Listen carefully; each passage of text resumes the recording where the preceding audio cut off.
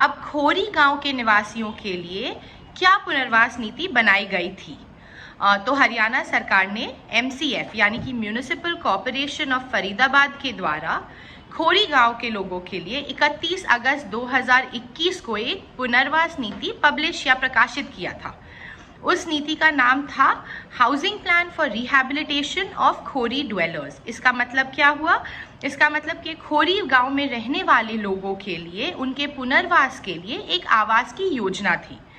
इस योजना के तहत पात्रता साबित करने के 2 से 3 तरीके थे।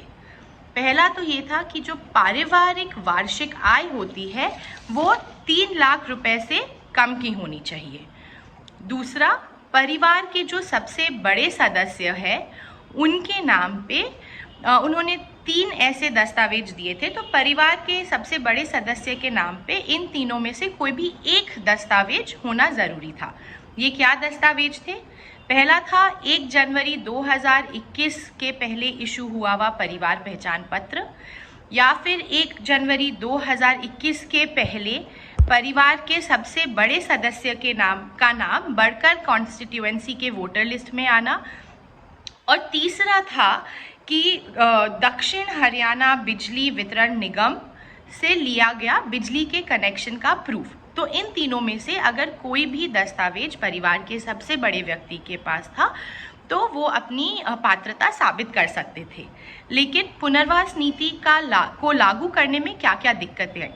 सबसे पहले तो यह था कि दिल्ली और हरियाणा सरकारों की जो सीमा थी वो तय नहीं की गई थी पुनर्वास के पहले। तो इससे क्या हुआ, कई सारे ऐसे लोग थे जिनके पास दिल्ली के दस्तावेज थे या जो दिल्ली में रहते थे, उनका इस नीति के अनुसार पात्रता नहीं साबित हो पाता, क्योंकि यह नीति सिर्फ और सिर्फ हरियाणा में रहने वाले लोगों को लागू होती है। दूसरा यह था कि काफ़ी सारे लोगों के पास सिर्फ आधार कार्ड था अपनी आइडेंटिटी, अपनी पहचान स्थित करने के लिए, और सिर्फ आधार कार्ड को यह नीति नहीं मानती थी पहचान के रूप में या फिर पात्रता के लिए सबूत के तौर पे। तीसरी दिक्कत यह भी थी कि जो परिवार पहचान पत्र है वो ज़्यादा करके खोरी के लोगों के लिए 1 जनवरी 2021 के बाद से ही इशू होने शुरू हुए।